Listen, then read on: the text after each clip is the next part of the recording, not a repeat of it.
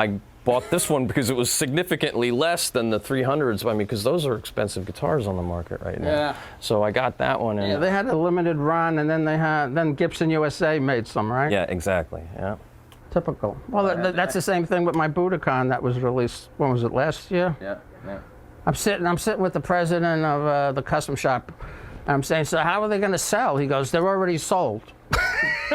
Before the thing was released, they were already sold. He goes, we already got them. We're already sold. They're shipping out.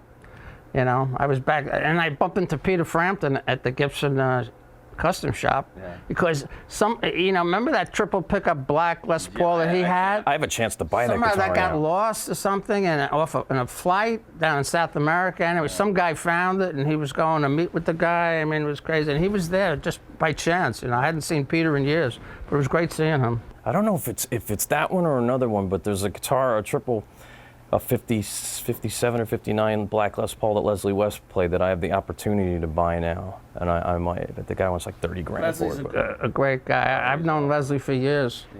Yeah, I once went to his house. I gave him one of my graphic design paintings, and I've always admired his playing. It was simple, but he had a great tremolo. Oh yeah. You know? And he would always tell me, he's like, Chris, the sound comes out of your pick. He's always like, you can't just play like this. He says, you gotta play. That's what Leslie West would say. He's got that voice.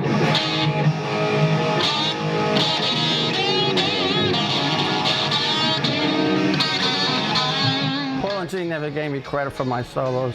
You know, neither of those guys have ever come up to me and said, wow, that was a great solo. Because they were too wrapped up in their own egos. But that's okay. The fans liked it.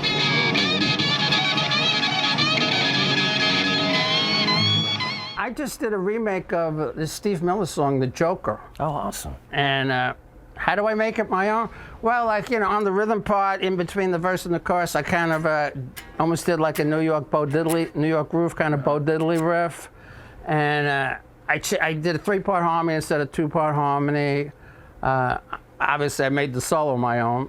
I did an extended solo, and the first verse, I originally had drums, and I'm working in Pro Tools, and by accident, I erased the whole drum track.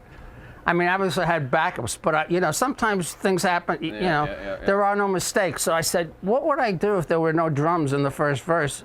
And I just overdubbed the hi-hat and put a delay on it, and it worked great. So awesome. I left no drums in the first verse, and then the drums come in on the chorus. That's how you make a song your own. You just, Yeah, exactly. I mean, it's sometimes when you do things that people want to hear, things true to the original. It all depends on what you're doing. And there's even times live when it's Trans-Siberian Orchestra where we have the East and the West band that tours in the winter, and I'll do somebody's guitar solo from a record that's not mine, but I always like to throw in a little bit of myself into it, and it's that special extra slop on my end.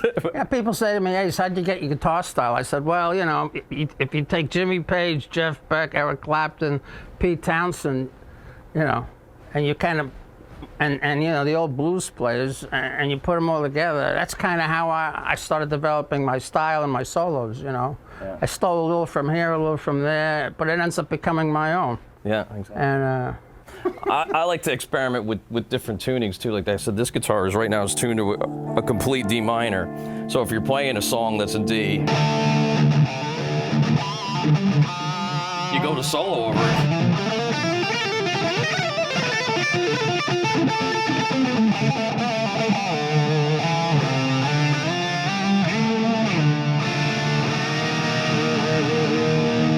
That sound that comes out of that is totally unique. And I always, there was a singer, an old blues guy that was with the Trans-Siberian Orchestra named Darryl Pettiford, and it was actually taught by Richie Havens, and Richie told him some old blues secrets, and he had told him about tuning the guitar to a complete E major. Yeah, exactly.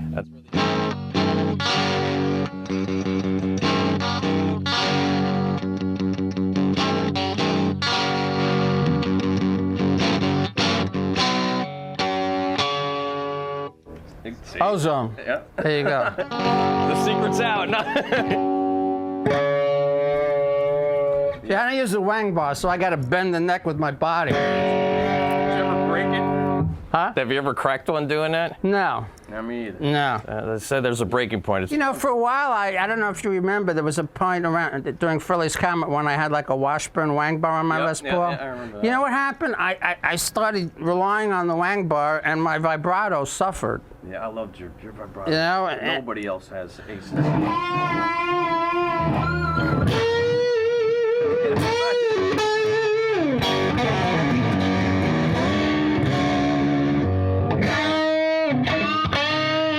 Can't get feedback.